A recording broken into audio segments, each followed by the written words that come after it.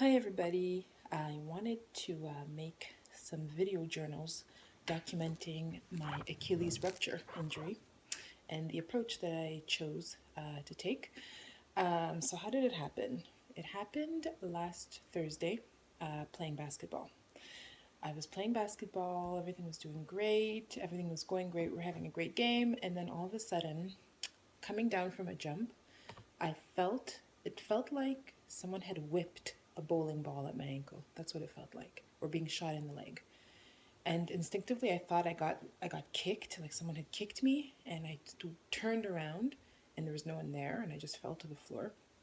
And then after that, when I tried to get up, I saw that I couldn't really walk on it, and the ground felt very uneven. So, I managed to get myself home. I guess it was adrenaline. I was able to drive home, but it kept getting progressively worse and worse. And by the end of the night, I was just limping. I was just done. So I went to the emergency room the next day, and I saw three different doctors. All of them were they weren't they were all surgical residents, but they were all very much advocating, for surgery. They confirmed that I had an Achilles rupture. I had gotten an ultrasound done, and I could see the tear. It's a 7 centimeter tear from my heel. And so they all confirmed that it was a rupture and that surgery was the best course of action because I had less chance of a re-rupture. So, being very active and loving sports, and right away my instinct was like, okay, yeah, sign me up for surgery. That's fine. And so I went home waiting for the call because they were going to call me to tell me to come in for surgery. So I was fasting and everything. But I started reading and looking at some video blogs on people going through similar situations, and I started finding some interesting some recent articles for medical journals about just the non-operative approach.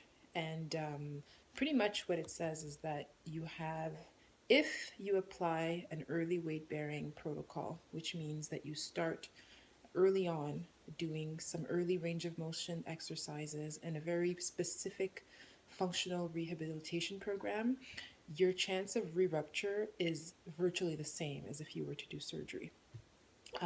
There's some great video vlogs from Evan Brown, and I also found Brady Brownie, who's a former or CFL player, and they also chose a non-operative protocol.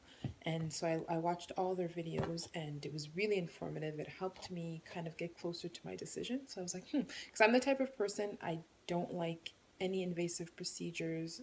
I try to eat very well. I don't like surgery, uh, big medical interventions if they're not needed.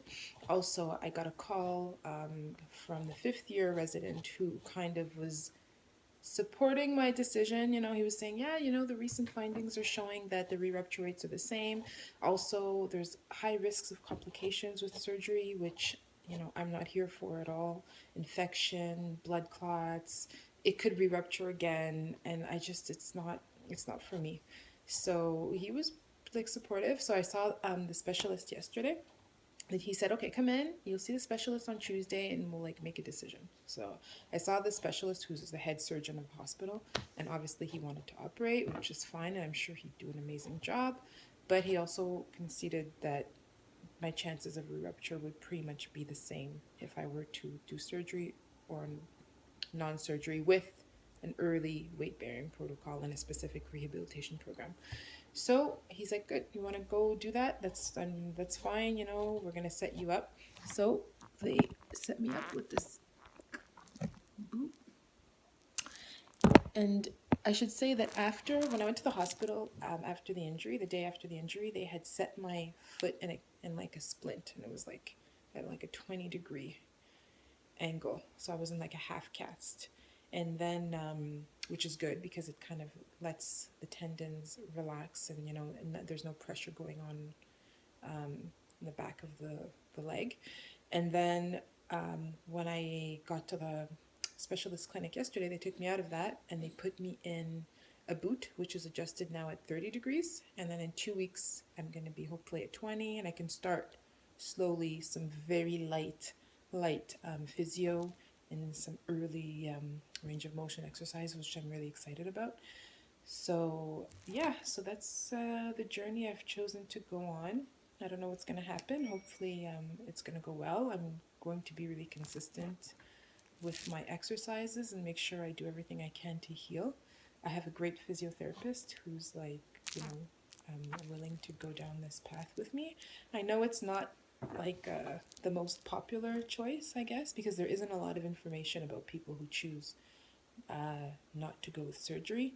So that's why I wanted to make this video and document this, and hopefully I can help other people out there.